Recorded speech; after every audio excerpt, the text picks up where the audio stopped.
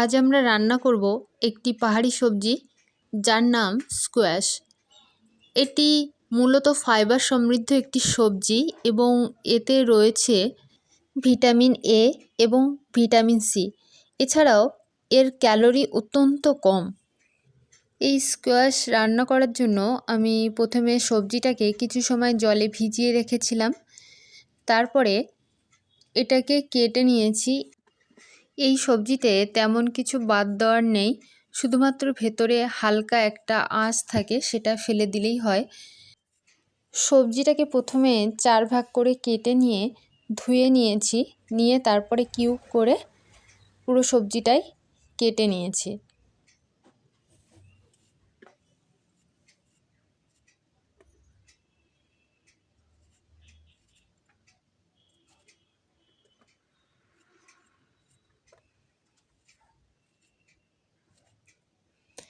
এরপর এর সঙ্গে দেব একটা আলু।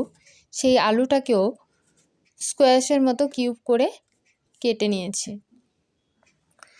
আলুটা কাটা হয়ে গেলে আমাদের রান্নার জন্য যে প্রয়োজনীয় লঙ্কা, পেঁয়াজ, টমেটো দরকার, সেগুলো আমরা একে একে কেটে নেব।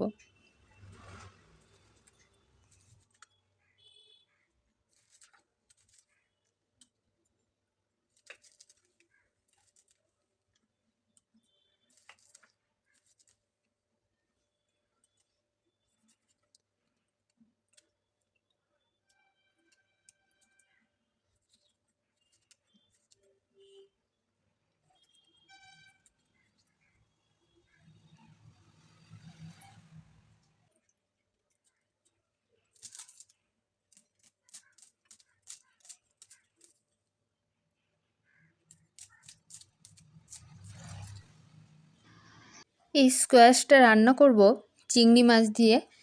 চিংড়ি মাছ খোসা ছাড়িয়ে ভালোভাবে ধুয়ে নিয়েছি, নিয়ে তার সঙ্গে দিয়ে দিয়েছি একটু লবণ এবং হলুদ, দিয়ে কিছু সময় এটাকে মেখে রেখে দেব।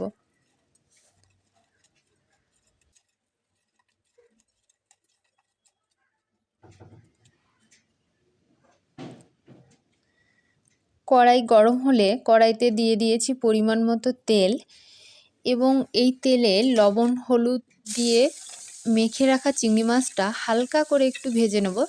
জাস্ট যে একটা গন্ধ আছে সেই গন্ধটা যাওয়া পর্যন্ত, মোটামুটি 2-3 মিনিট ভাজলেই হয়ে যাবে। তারপর চিংড়ি মাছটা ভাজা হয়ে গেলে তুলে নেব।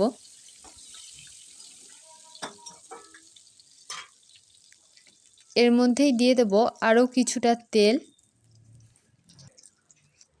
তেল গরম হলে দিয়ে দেব পেঁয়াজ কুচি, এবং পেঁয়াজটা একটু ভাজা হয়ে গেলেই দিয়ে দেব কাঁচা লঙ্কা।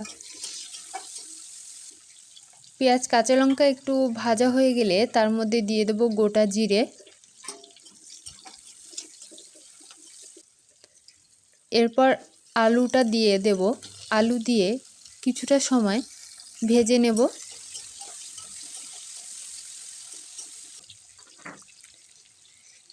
এরপর এর মধ্যে দিয়ে দেব একটু লবণ। লবণটা দিয়ে আলুটা কিছু সময় ভেজে নিতে হবে। আলুটা একটু ভেজে নিয়ে দিয়ে দেব টমেটো কুচি।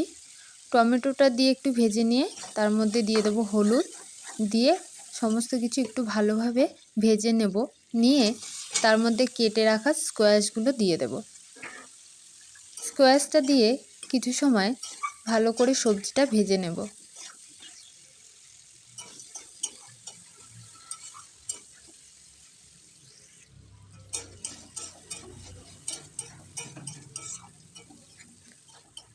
স্কোয়াশ আলু থেকে যে জলটা বের হয়েছিল সেটা শুকিয়ে যাওয়ার পর আবার একটু জল দিয়ে দিয়েছি, দিয়ে সবজিটাকে ঢাকা দিয়ে কিছু সময় কষিয়ে নেব।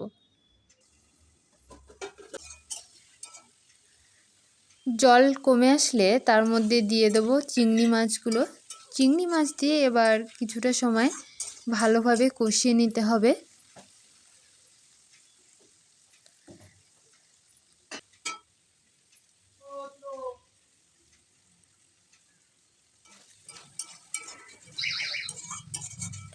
সব কিছু ভালো মতো কষানো হয়ে গেলে এর মধ্যে দিয়ে দেব গরম জল দিয়ে ভালোভাবে ফুটিয়ে নিতে হবে।